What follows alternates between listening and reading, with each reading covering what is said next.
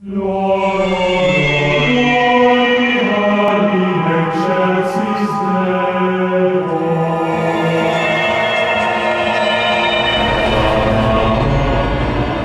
1525, hanya ada satu gereja resmi pada saat itu.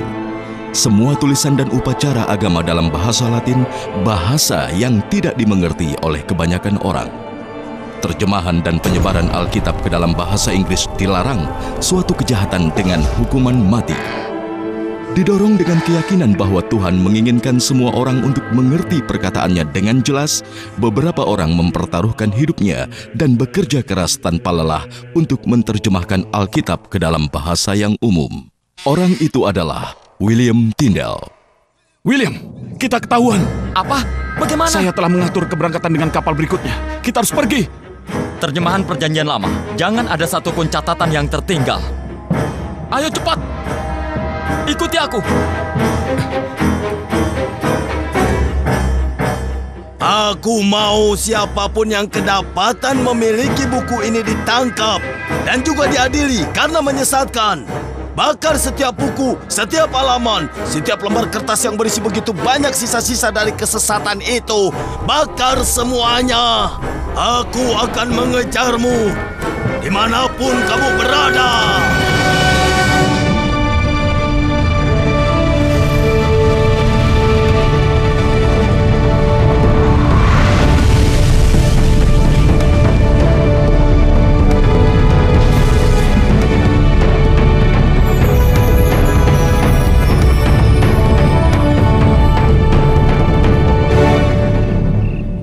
Tobata, ta, Elia. Ceramah. Tidak. Suara. Dan aku mengenali.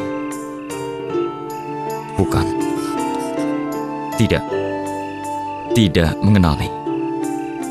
Dan aku... Ya. Dombaku. Dengar suaraku.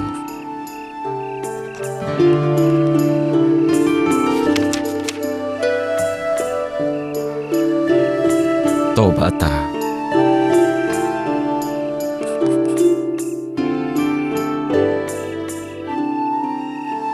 Selesai. Bagus. Tamu makan malam kita akan tiba sebentar lagi. Nyonya Ana dan saya menginginkan Anda untuk bergabung dengan kami. Tuan John, masuk, masuk. Aku melihat guru pembimbing anak kami bekerja keras di waktu luangnya. Sekarang, katakan apa yang telah kau selesaikan saat ini? Sebuah Injil? Seandainya seperti itu, tapi tidak. Aku baru saja selesai. Dan harus menerjemahkan satu kalimat lagi. Oh, begitu. Ini adalah Alkitab. Harus dikerjakan dengan benar-benar. Dombaku mendengar suaraku. Aku mengenal mereka dan mereka mengikuti aku. Pasti, Tuan John. Kita mengerti. Saat kita mendengar, pasti orang biasa akan... Aku tahu, mereka harus memiliki Alkitab. Ya, dalam bahasa Inggris, tidak hanya Latin. Kau ingin mengatakan supaya aku berhati-hati, kan? Aku sangat mengagumi keberanianmu, William. Pengetahuanmu yang menjadi alasanku memintamu untuk membimbing anak-anakku. Tapi jangan kau lupa bahwa mengajarkan firman Tuhan dalam bahasa Inggris di antara orang-orang adalah melanggar hukum. Kau ini seorang sarjana, dan sebagai suatu hasil karya bahasa, terjemahan ini bisa diterima, tapi di luar ruangan ini. Ya, hari-hari ini adalah masa penuh dengan ketidakpastian. Kau ingat apa yang sudah terjadi di Coventry? Dan hujan pun turun. Ombak naik tinggi sekali. Tapi rumah si orang bijak tetap berdiri kokoh. Tapi si bodoh tidak melakukan seperti yang Yesus katakan. Dan ketika badai menerpa, rumah si orang bodoh roboh. Blok! Ceritakan yang lain lagi, Ayah. Ayo, Ayah. Tapi ibu bilang ini sudah waktunya tidur. Sekarang ayo kita berkumpul dan minta berkat Tuhan. Peter, tundukkan kepala. Anak pintar, Bapa kami yang ada di surga, dimuliakanlah namamu, datanglah kerajaan-mu, Jadilah kehendak-Mu di atas bumi seperti di surga. Satan! Ayo cepat, apa yang kalian lakukan? Ayo jalan, ayo cepat. Dengan otoritas dari gereja suci. Lepaskan! Dengan ini kamu ditangkap karena pelanggaran menyampaikan dan mengajarkan doa Bapa kami dalam bahasa Inggris. Dan karena kejahatan ini, kamu akan dihukum mati dan dibakar di atas tiang pancang. Kamu akan menerima semua ini. Tidak! Tindakanmu ini merugikan dirimu. Ayah! Lepaskan ayahku! Iya. Ayah! John! John! John!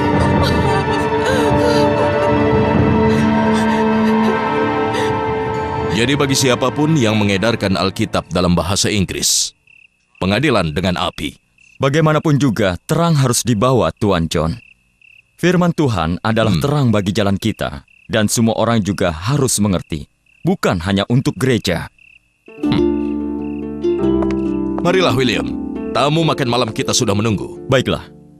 Saya ulangi, gereja yang memiliki otoritas untuk menerjemahkan kitab suci, dan bukan orang-orang biasa. Tapi Kristus mengajari orang-orang biasa yang mulia. Betul, dia ada benarnya. Tapi ada satu pandangan yang akan melukainya. Dan Kristus berkata, Tuan Penasehat, Roh Kudus, Dia akan mengajarkan kita segalanya. Dan oleh karena itu Tuhan melakukannya melalui gereja dan penafsirannya. Anda adalah seorang sarjana ahli dalam 5 bahasa? 8. Benar. Tepat sekali. Mengetahui persiapan yang kamu sudah miliki untuk mengerti firman Tuhan. Untuk menerjemahkannya, Roh Kudus menolong setiap orang untuk mengerti sampai batas tertentu yang akhirnya menolongnya mengikuti Tuhan. Andrew. Iya, Tuan. Non te deseram neque derelinquam. Maafkan saya, Tuan. Apa kau tahu bahwa Yesus berkata, Aku akan selalu bersamamu. Aku tidak akan pernah meninggalkanmu. Benarkah, Tuan? Ini luar biasa. Saya akan mengingatnya setiap kali saya merindukan ayah saya. Demi surga, dia hanya seorang anak kecil. Kamu tahu dengan jelas bahwa Kristus berbicara dalam perumpamaan yang sulit dimengerti. Bukan yang biasa, bukan percakapan sederhana. Siapakah kamu, para guru agama, yang menutup kerajaan surga di muka setiap orang? Kamu sendiri pun tidak masuk. Atau akankah kamu membiarkan mereka masuk yang sedang mencobanya? Betapa jelasnya firman itu. William? Maafkan saya, Nyonya Anne, tapi adalah penting untuk diingat bahwa perjanjian baru ditulis dalam bahasa Yunani. Koine, bahasa orang kebanyakan. Saya tidak mengerti bagaimana kita dapat mengambilnya untuk diri kita dan menolak membagikan sesuatu yang Tuhan telah berikan dengan cuma-cuma. Tidak peduli apakah kita menghakimi siapa saja sebagai orang bodoh atau tidak. Setiap orang adalah tujuan kasih Kristus dan pengorbanannya. Aku percaya percakapan kita sudah berakhir. Kamu boleh berpikir dirimu adalah seorang sarjana yang cerdas, tapi kamu masih muda dan tidak berpengalaman. Jika sifat kecerobohanmu mengisyaratkan apa yang akan terjadi, memastikan firman Tuhan jatuh ke tangan yang salah, maka akan lebih baik kita tanpa firman Tuhan daripada tanpa gereja. Dengar, Tuan. Alkitab mengatakan, rumput-rumput kering dan bunga-bunga layu, tapi firman Tuhan kita berdiri untuk selama-lamanya. Jika Tuhan mengasihiku, aku akan menjadikan seorang anak petani lebih mengerti firman Tuhan daripada seorang pendeta biasa. William. Kalau Tuhan mengasihimu, jalanlah hati-hati, Guru Tyndale. Api tidak pernah jauh dari orang yang sesat. Tuan John, Nyonya Anna, keramaan kalian seperti biasa paling memuaskan. Pilihan tamu kalian saya sesalkan, tapi sepenuhnya persoalan lain. Selamat malam. Maaf kalau aku merusak makan malammu. Kau telah merusak makan malamnya, dan aku menikmati setiap menitnya. Walaupun demikian, aku sependapat dengan padri itu, William. Kau sebaiknya berhati-hati.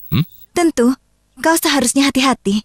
Pasti ada jalan keluar bagi visi William di dalam gereja, dan dengan demikian dapat terhindar dari bahaya. Apa ada satu cara? Pertemuan malam ini aku meragukannya. Tapi aku tidak.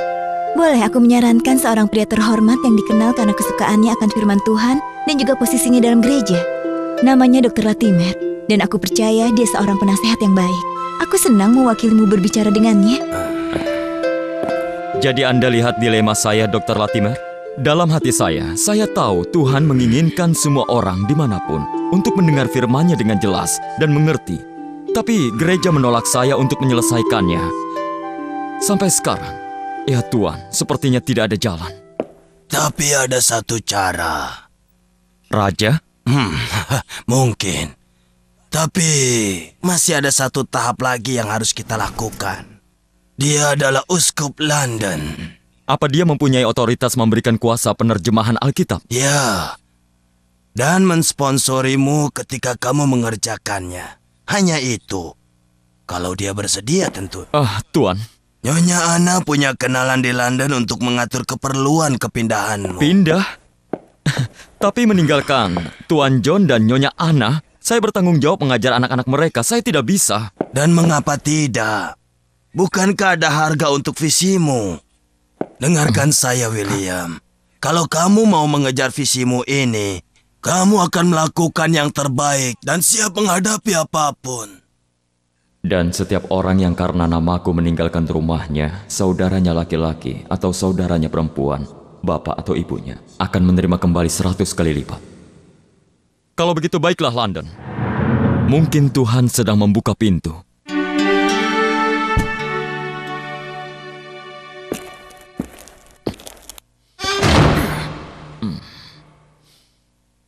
Jadi? Seburuk itukah? Sekarang William, tidak semua seburuk itu kan? Bagaimana menurutmu? Jadi? Aku sudah sebulan penuh di sini. Akhirnya aku memperoleh janji bertemu dengan tuanku Uskup. Dan jawabannya adalah... Tidak. Will. Apa gunanya? Aku sudah mengetuk pintu dan aku sudah mengemis dan memohon. Aku melakukan setiap cara untuk memperoleh persetujuan gereja. Tapi sepertinya semua membanting pintu di mukaku. Jadi bagaimana? Apa yang akan kamu lakukan? Jika aku tidak bisa melakukan pekerjaan Tuhan dengan persetujuan gereja, maka aku akan melakukannya tanpa persetujuan gereja.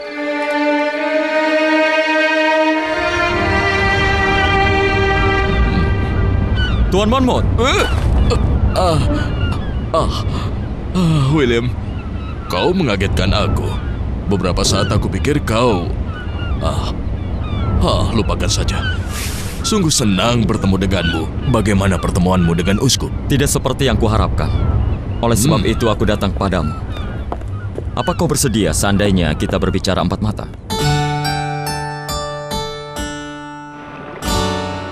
Jadi begitu caranya buku-buku diselundupkan. Khotbah dari Luther dimasukkan di dalam karung-karung buah. Buah untuk perut dan Alkitab untuk jiwa. Tapi tidak ada Alkitab. Tidak dalam bahasa Inggris, tidak. Alkitab tidak bisa dicetak di Inggris, tidak dengan ancaman pembakaran oleh Wolsey, tidak. Maka aku seharusnya pergi sejauh mungkin dari panasnya Wolsey. Jerman. Jerman? Kau mencetak dan menyelundupkan buku-buku masuk. Apa kau tidak bisa menyelundupkan paket yang sedikit lebih besar keluar? Maksudmu? Maka kau sebaiknya mengucapkan selamat tinggal pada Inggris untuk selamanya. Kau akan menjadi buronan yang diburu, William. Gereja tidak akan tinggal diam karenanya, dan kau tahu mereka akan mempengaruhi raja untuk membantu mereka mencarimu. Akan ada harga yang mahal yang harus kau bayar. Tidak lebih besar daripada pengorbanan Tuhan untuk kita. Aku siap.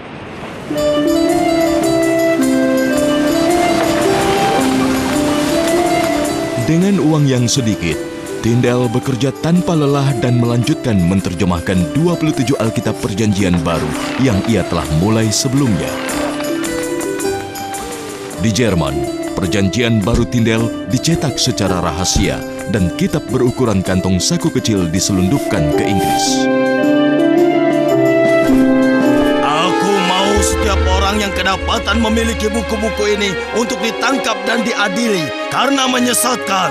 Salinan Perjanjian Baru dengan cepat tersebar dan membawa sukacita di antara rakyat dan ketakutan di antara para pemimpin gereja yang bereaksi dengan menulis menentang Tyndale dan mencela terjemahan Perjanjian Barunya yang dianggap penuh dengan kesalahan. Dengan enggan, William menanggapi kritik yang ditujukan baginya dan menulis sebuah buku berjudul Ketaatan Seorang Kristen. Bakar setiap buku, setiap halaman, setiap lembar kertas yang berisi begitu banyak sisa-sisa dari kesesatan itu. Bakar semuanya. William Tyndale, aku akan mengejarmu dimanapun kamu berada. Dan Allah memanggilnya dari dalam semak. Musa, Musa. Dan Musa menjawab, aku di sini. Pekerjaan pencetakan yang bagus, Herr Peter. Sebentar lagi kita akan punya sejumlah bagian besar perjanjian lama. Dan halaman itu akan dicetak malam ini. Seperti biasa, tapi untuk sekarang adalah lebih baik tetap disembunyikan dan jauh dari mata yang mengintai. Kita mungkin mendapatkan kebebasan di Jerman, tapi di sini masih banyak orang-orang yang berpengaruh yang menentang pekerjaan ini. Dedrick? Tolong sekarang, pergi sana. Kamu pada tulisanmu, dan aku pada cetakanku. Where Asak most oxygen. Kamu harus menyelesaikan apa yang sudah kamu mulai. Tuhan menyelamatkanmu dan memberkatimu. Selamat siang. Selamat siang, Tuan Quintel. Selamat siang, Tuan Quintel. Selamat siang, Tuan Cutlass. Tunggu sebentar, aku akan menghampirimu.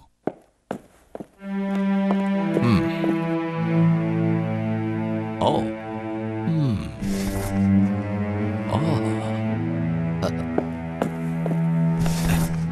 Permisi, Tuan. Bagaimana kemajuan dari pekerjaanku? Sudah selesai, Tuan Koklus. Wow, luar biasa. Ini waktunya kita rayakan. Anda ingin bergabung, Tuan Quintel?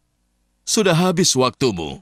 Tapi tidak malam ini, Danke. Aku ada pekerjaan yang harus aku kerjakan. Kamu pergilah dulu, nikmatilah sendiri. Kami akan bersulang untuk hasil kerjamu. Hein? Ayolah.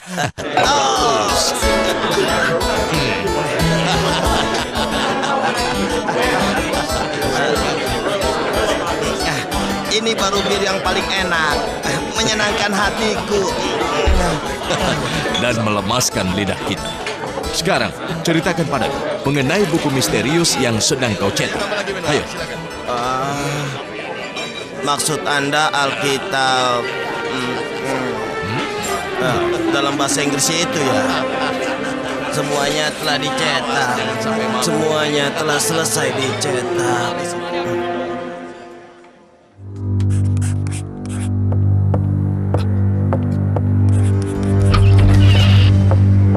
William, kita ketahuan. Apa? Bagaimana? Tuan Douglas, salah satu pelanggan percetakan, seorang yang sangat berpengaruh dengan kedekatannya dengan gereja. Tidak tahu bagaimana dia mengetahuinya. Tentara pengadilan sekarang ada di percetakan. William, ini hanyalah masalah waktu saja sebelum mereka sampai di sini. Aku telah mengatur keberangkatan kapal berikutnya. Kita harus pergi. Terjemahan perjanjian lama. Jangan ada satupun catatan yang tertinggal.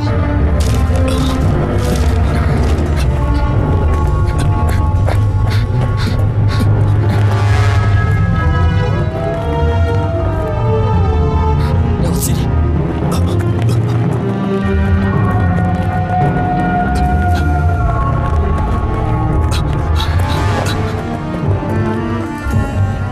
Sebuah nama, tukang cetak. Katakan, sebuah nama, berikan kepadaku. Ayo cepat, berikan. Tidak tahu, saya tidak tahu yang mulia. Kamu dengan ilegal mencetak Alkitab dalam bahasa Inggris untuk seseorang yang namanya tidak kamu tahu. Saya... Cepat katakan. Cepat berikan nama itu padaku. Ayo cepat berikan. Atau kau akan merasakan akibatnya. Cepat. Katakan. Ayo katakan. Berikan aku sebuah nama. Ayo.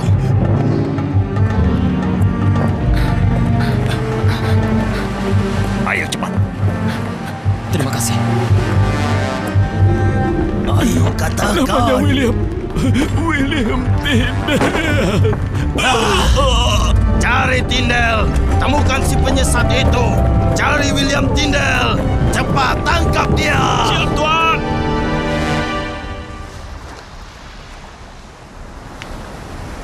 Sekarang bagaimana? Ke pelabuhan yang lebih aman, teman. Dan menyelesaikan pekerjaan yang telah Tuhan siapkan di hadapan kita, apapun yang terjadi. Tapi untuk sekarang, istirahat malam dulu. Aku sudah cukup mengalami ketegangan untuk satu hari ini.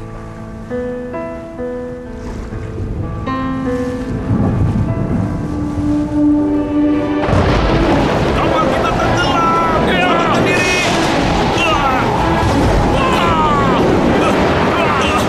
Hilang.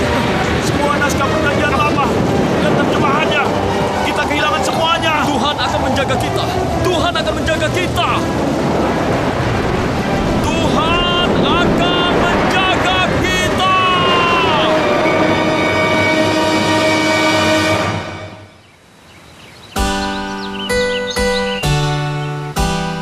Ketaatan seorang Kristen, buku yang terlarang. Ini adalah penyesatan dan dapat mengorbankan nyawamu. Bagaimana ini bisa terjadi? Saya yang bersalah, Yang Mulia. Kau, Nyonya Ana.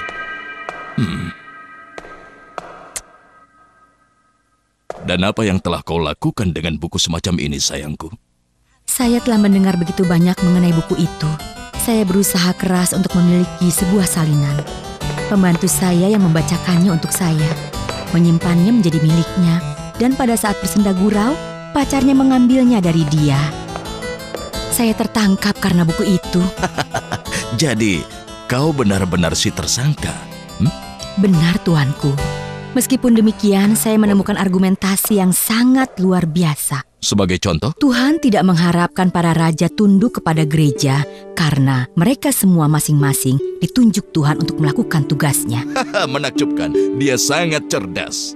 Para uskup adalah duri dalam daging dan kita dapat menggunakan seseorang yang tidak takut mengutarakan pemikirannya. Ini, William Tyndale. Karena itulah Yang Mulia harus memberikan pengampunan. Mengingat tulisan-tulisannya yang dilarang, yang saya tahu bahwa dia hidup sebagai buronan. Saya percaya dia tinggal di suatu tempat di benua ini. Kalau begitu kita tawarkan padanya izin untuk mengunjungi rajanya. Bawa dia padaku. Mari. Baik, tuanku. Ya, ayo kita jalan.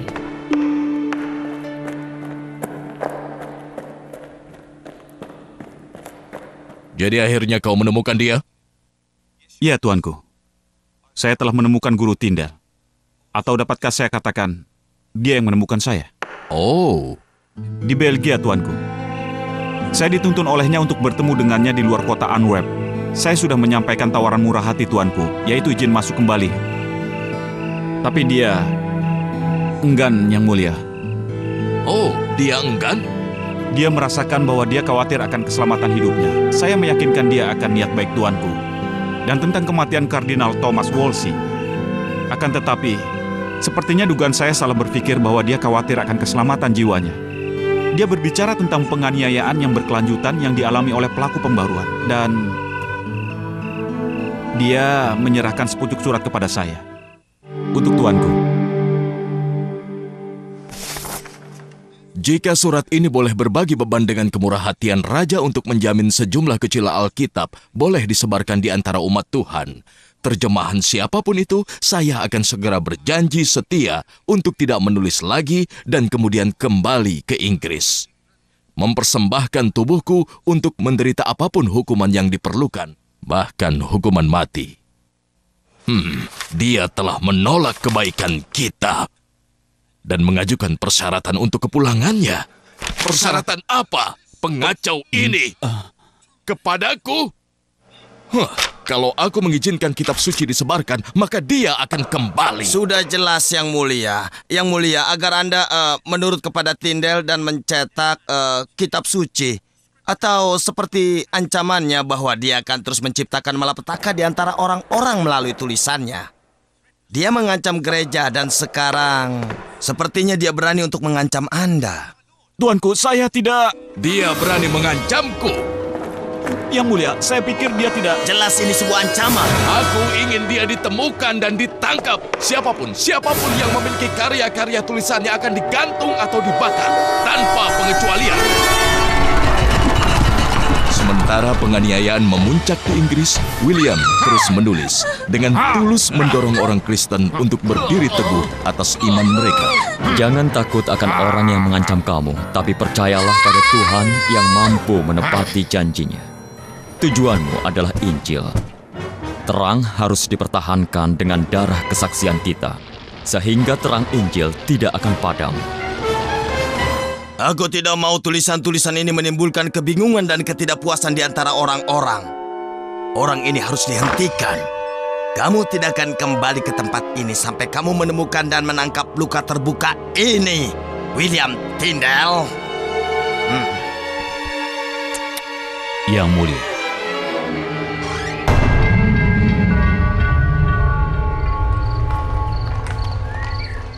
Keluarga Poins telah demikian baik menghidupiku selama mengerjakan penerjemahan. Mereka sungguh telah dikirim Tuhan, dan aku tidak ragu mereka akan menyambutmu untuk makan malam.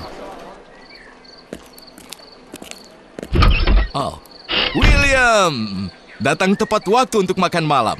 Dan aku menambahkan sesuatu yang enak. Dan aku harap kau tidak keberatan, karena aku mengajak seorang teman. Tapi William, kau harus berhati-hati. Jangan khawatir, dia seorang laki-laki yang jujur. Thomas Poins, Henry Phillips. Ini sungguh suatu kebahagiaan.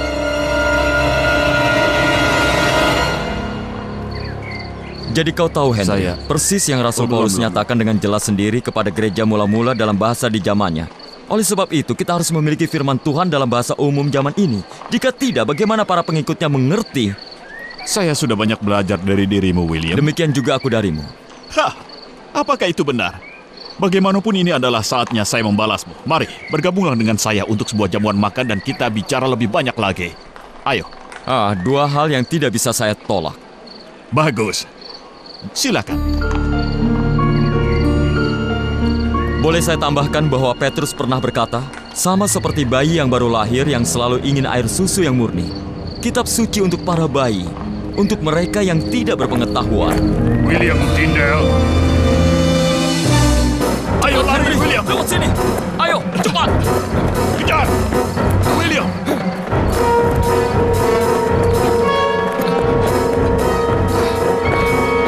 Jalan yang mana? William. William. William. William. William Tyndale. Anda kami tangkap. Saya mesti memakan semua makanan itu. Sendiri. Apa? Henry? Selamat tinggal, William. Ini merupakan, haruskah kita katakan, mengagumkan. William Tyndale, Anda kami tangkap. Saya diperintahkan untuk membawamu langsung dari tempat ini ke Istana Vivor. Kamu dituduh atas pengajaran sesat yang bertentangan dengan gereja. Saya tidak pernah menulis atau mengajarkan apapun yang bertolak belakang dengan kitab suci. Anda telah melanggar hukum gereja ini. Hanya ketika gereja melanggar hukum Tuhan. Jadi, Anda menempatkan diri Anda di atas otoritas gereja, benarkah? Dengan karunia Tuhan, saya adalah pelayan Tuhan. Sedemikian rupa seperti gereja melayani Tuhan. Dengan penafsiranmu itu, Dengan pengertian yang jelas akan kitab suci. tulisan-tulisanmu diselundupkan ke tangan-tangan orang biasa. Firman Tuhan dalam bahasa umum ini sangat tidak bermoral. Jika orang-orang mencari firman Tuhan itu hanya karena jiwa mereka haus. Mengaku, akuilah kesalahanmu. Sangkalah tulisan-tulisanmu. Mungkin kamu akan diampuni. Ayolah. Saya akan melakukan apa yang hati nurani saya perintahkan. Akuilah kesalahanmu. Saya melakukan apa yang hati nurani saya perintahkan. Jika demikian kau akan dibakar. Maka bakarlah saya. Bakar saja.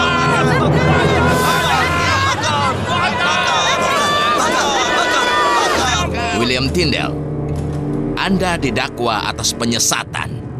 Oleh karena Anda telah menerjemahkan, mencetak, dan menyebarkan kitab suci dalam bahasa Inggris yang adalah pelanggaran langsung terhadap negara dan gereja. Anda telah menyangkal otoritas gereja tunggal yang benar dan diputuskan untuk dihukum. Anda diputuskan untuk dibakar. Sekiranya Tuhan memberikan ampunan kepada jiwamu.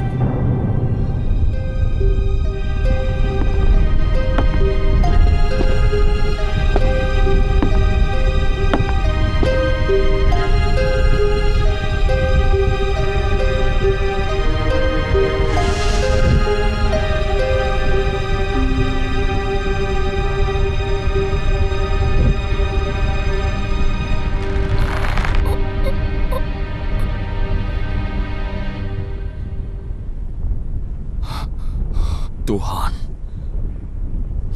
peliharalah dombamu. Tuhan, bukalah mata Raja Inggris. Bukalah mata Raja Inggris.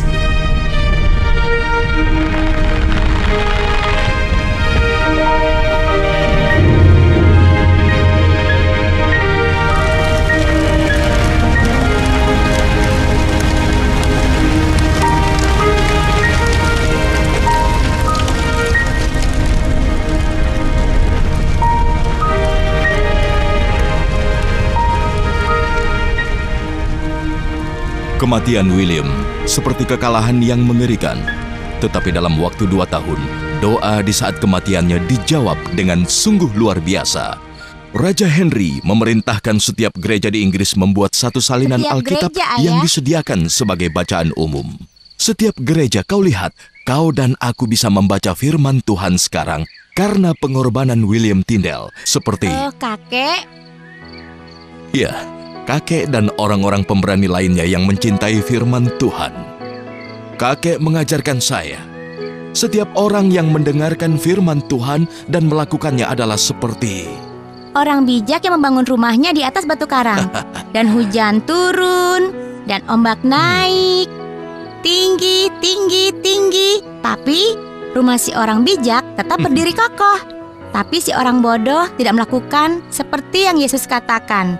Dan ketika badai menerpa, rumah si orang bodoh itu pun roboh. Hujan pun turun. Jika Tuhan mengasihi saya akan menjadikan seorang anak petani lebih mengerti firman Tuhan daripada seorang